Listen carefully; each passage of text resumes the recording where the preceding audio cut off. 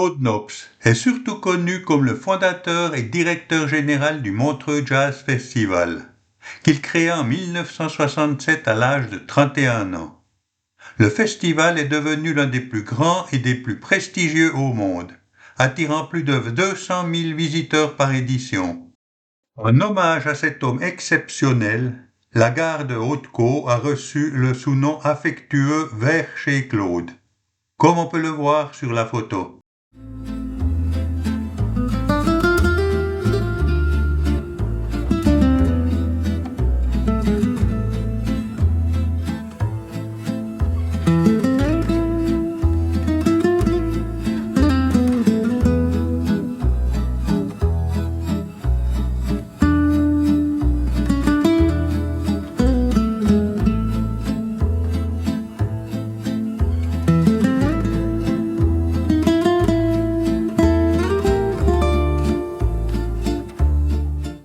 La magnifique bâtisse que l'on voit sur cette photo est le Caux Palace, perché à 1000 mètres d'altitude sur les hauteurs de Montreux. Le Caux Palace est né en 1902 comme un hôtel de luxe, dominant le Léman. Puis, s'est endormi après les guerres avant de renaître en 1946 comme lieu de dialogue et de réconciliation internationale. Aujourd'hui encore, il garde l'aura de ce double destin. Palace mondain devenu refuge pour la paix.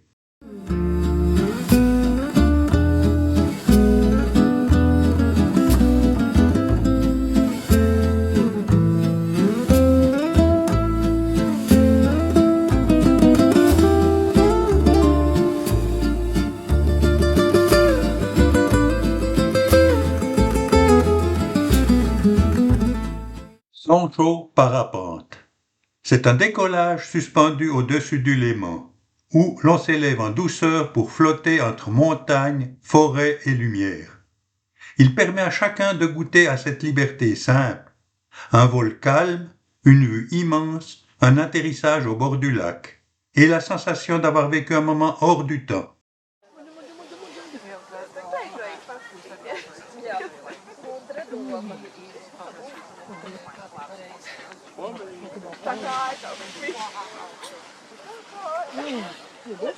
Ouais.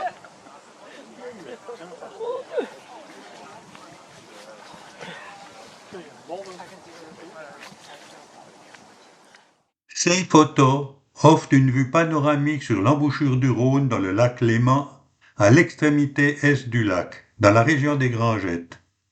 Elle illustre parfaitement la dynamique fluvio-lacustre du Rhône, qui, après avoir traversé le Valais, dépose ses alluvions en entrant dans le lac Léman, formant ce delta naturel précieux pour la biodiversité.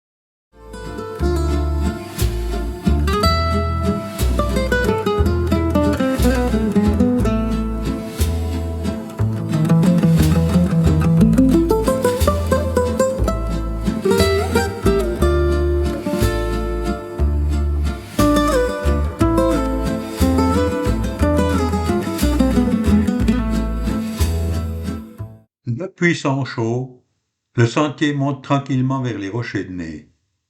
On traverse des prairies ouvertes, des murs en pièces sèches, et peu à peu le Léman s'éloigne sous nos pas. Le chemin raconte l'histoire des alpages, des bergers et des marcheurs qui l'ont emprunté depuis plus d'un siècle. Et quand on approche de la crête, les Rochers de Nez apparaissent d'un coup. C'est une montée simple, belle et toujours un peu magique.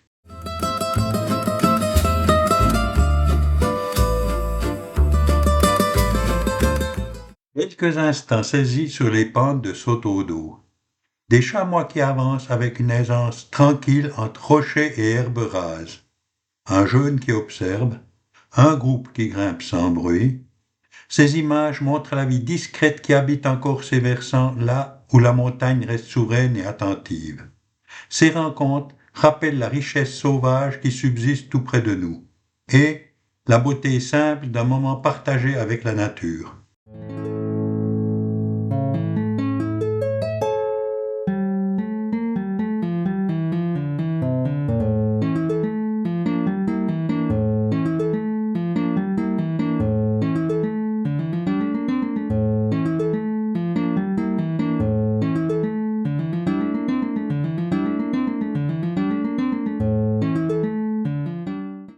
fois que je passe à Soto d'eau, j'ai l'impression de retrouver un vieux compagnon de route. Ce chalet, posé entre ciel et léman, a vu défiler des générations de marcheurs. On devine encore l'époque où il servait de halte avec son étable juste devant et l'avis d'alpage qui l'animait. Aujourd'hui, il ne parle plus beaucoup, mais il garde cette présence tranquille comme un témoin silencieux de tout ce qui est passé par ici. Et chaque fois que je m'y arrête, j'ai le sentiment de toucher un petit morceau d'histoire.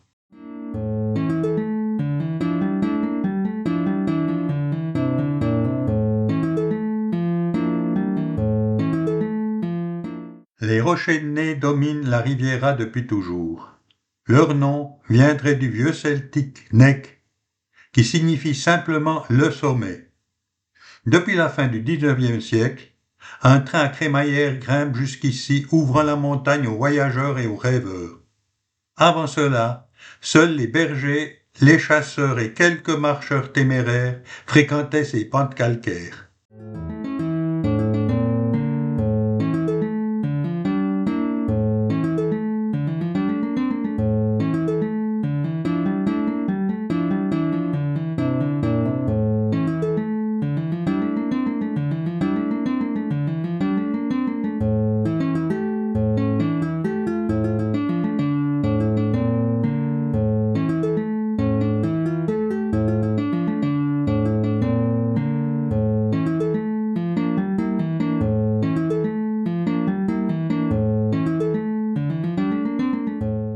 Il y avait autrefois un petit peuple de marmottes. Elles sortaient au soleil, sifflaient aux randonneurs, puis disparaissaient entre les rochers. Aujourd'hui, elles ne sont plus là, mais leur présence flotte encore dans le silence de la montagne.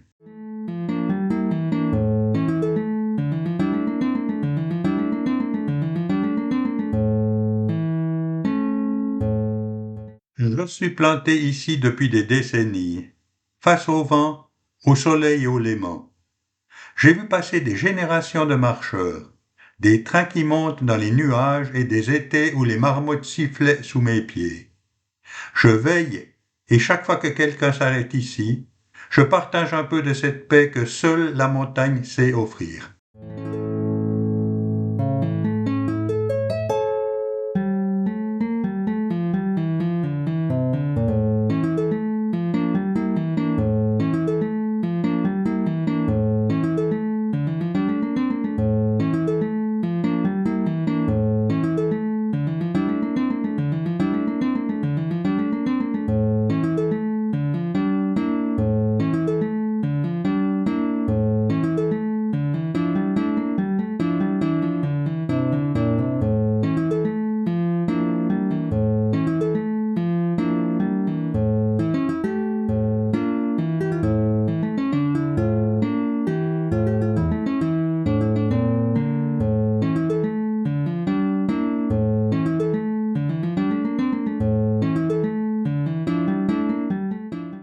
L'Arenbersia. C'est un petit jardin alpin accroché à 1980 mètres, juste sous les rochers de nez. Il a été fondé en 1896 en hommage à Eugène Rambert, poète vaudois amoureux des montagnes. Depuis plus d'un siècle, on y cultive et protège la flore alpine, d'ici et d'ailleurs, dans un espace minuscule mais incroyablement riche. Quand on y marche, aujourd'hui, entre les rochers et les fleurs, on sent encore l'esprit des pionniers qui voulaient offrir un lieu où la montagne se raconte à travers ses plantes.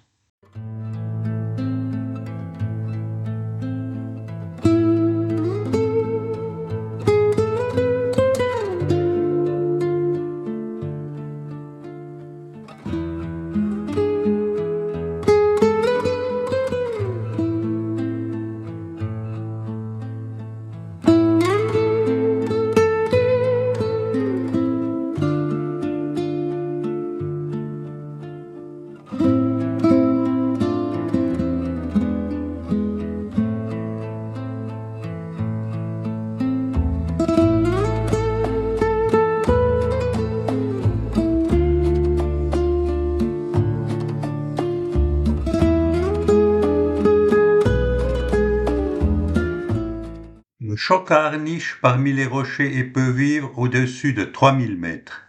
Il résiste au vent, au froid et aux conditions extrêmes, ce qui en fait l'un des symboles des hautes montagnes. Curieux, sociable, il s'approche parfois des randonneurs, attiré par un geste, une miette, un souffle de vie. Oiseau des vents, compagnon des crêtes, il incarne la liberté des montagnes. Là où l'air se fait plus pur, là où le monde s'ouvre. Le chocard veille, fidèle gardien des altitudes.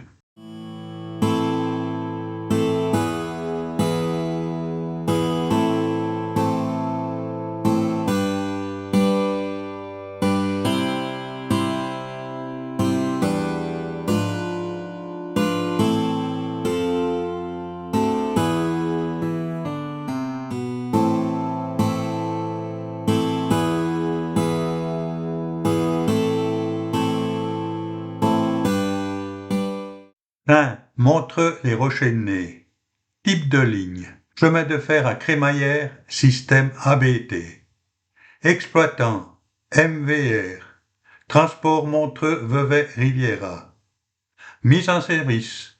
Depuis 1892 depuis Glion. 1909 depuis Montreux. Longueur 10,36 km. Altitude de départ 395 mètres.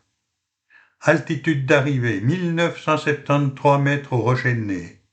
Dénivelé 1580 mètres. Durée du trajet environ 55 minutes.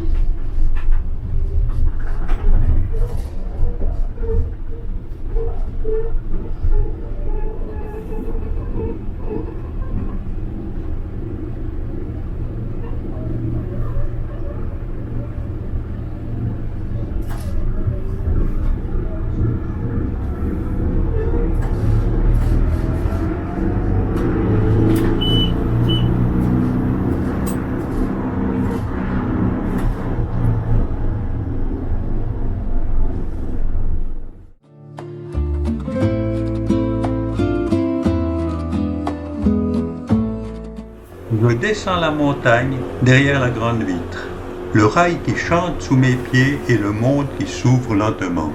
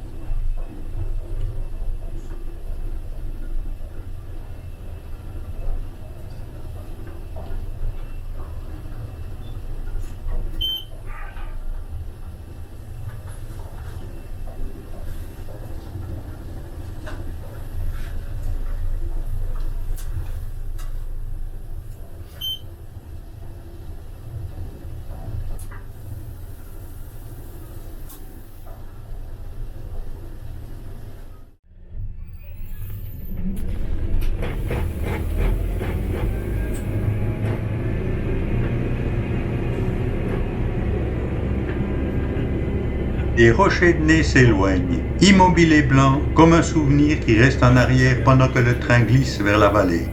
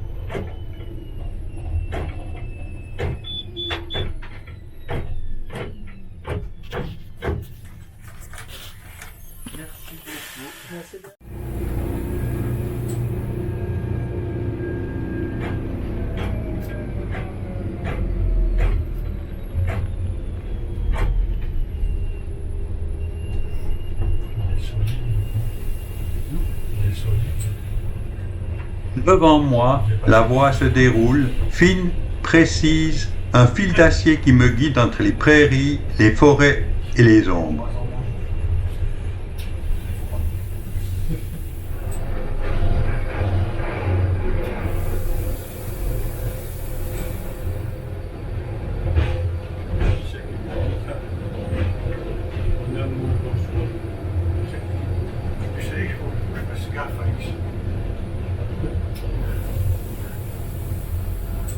Plus bas, le Léman apparaît, immense, silencieux, comme une mer qui attend son reflet.